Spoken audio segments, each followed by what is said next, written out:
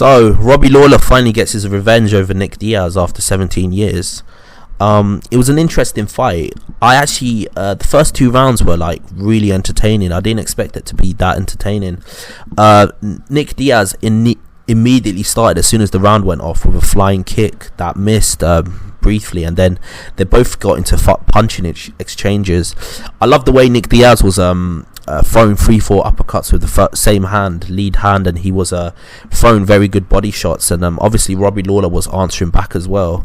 It was an entertaining fight, to say the least. Both fighters were going at it like quite impressively, and it was a fun fight while it lasted. Unfortunately, it didn't last too long though, because I think it was a third round. The third round, it was a stoppage.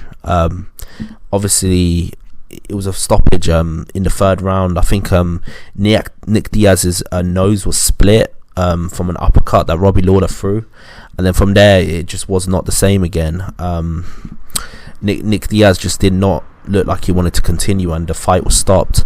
Now obviously he did actually quit. I mean, there's no denying that he did quit, but to be honest with you, like he's just not made for this anymore, because it's been 6 years since his last fight. I mean, 6 years is a very long time. I know Robbie Lawler's not been at his absolute peak. It just isn't. It's just not how it's supposed to be at this point in time. If you take 6 years away from the sport, you're not going to be the same compared to like if you've spent that 6 years constantly focused on the sport, doing your thing. So from that perspective, it will it's just inevitable. The person that's been more active is usually going to get the win. However, I was impressed by Nick Diaz's stamina. He looked like he was ready to go quite a few rounds, and the first 2 rounds alone, both of them threw hundreds of punches. So it's quite incredible. It was quite a fun fight to watch from both instances. I just think it was an incredible fight. Now I know Nick Diaz was talking about fighting Kamaru Usman, but thank God he didn't go in there with Kamaru Usman, because just based on what I saw there, don't get it twisted, Nick Diaz fought well for his level where he is at.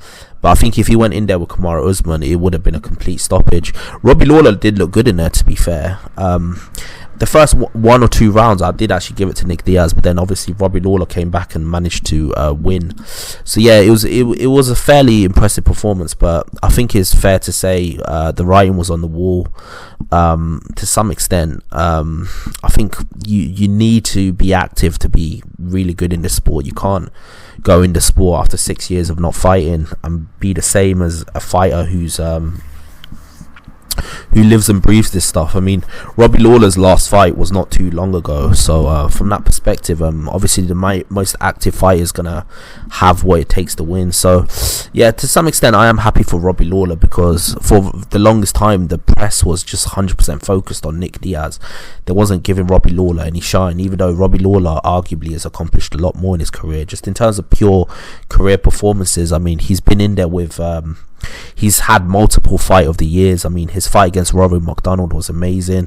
He won the title. I mean, I'm not trying to take anything away from Nick Diaz. He was a WEC champion and a Strikeforce champion, but I never think he picked up UFC gold. He didn't. So yeah, from that perspective, I was happy that Robbie Lawler won and he was able to get his revenge to some extent, because during the whole build up of this fight, everyone was just focused on Nick Diaz. Nobody was giving Robbie Lawler any shine, even though Robbie Lawler in his own right is a great fighter and deserves some cult following of his own.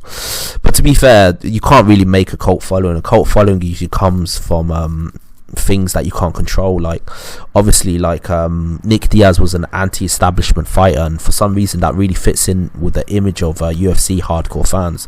That's why everyone loves him so much. So yeah, from that perspective, I just hope Nick Diaz just retires, just based on that performance alone. Even though he did look good for the first 1 or 2 rounds, it just, when he got hit with that uppercut and he quit, it just doesn't leave a good taste in your mouth.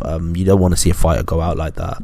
And his nose looked completely popped as well, and during the build up of the fight he didn't look like he was confident as well. So yeah, just taking all of that into account, I think it's a good thing that he just left the sport. He leaves the sport now and just leaves it alone. Maybe he wanted to get something out of his system, and hopefully he's got whatever he wanted out of his system, because It's a merciless sport. It's not a sport for people that are part-timers. Like, if you're gonna do this sport, you gotta be all the way in. You can't be half, like, you can't be a drunk alcoholic like 90% of the time and then come back and then, do you get me, like, get back into the sport. It just doesn't work like that. It's something that you got to live and breathe. And fortunately for him, to some extent, he left the sport out of his prime. He was in his prime to some extent. He left the sport after losing to Anderson Silva, who's at the top of his game. Yet from that perspective, I mean, it's just not a sport where you could just take it easy to some extent. You have to be in it all the way in, or not be in it at all. It's like Conor McGregor used to say back in the day, be all in or be all out. You can't dilly-dally with a sport like MMA. Like, it's just not that type of sport. So yeah, that's my opinion on this particular fight. What's your opinion? Where do you think Robbie Lawler goes from here? What do you think Nick Diaz does from here? Tell me below, and like and subscribe to the channel, because I've got a lot more content coming your way. Peace out.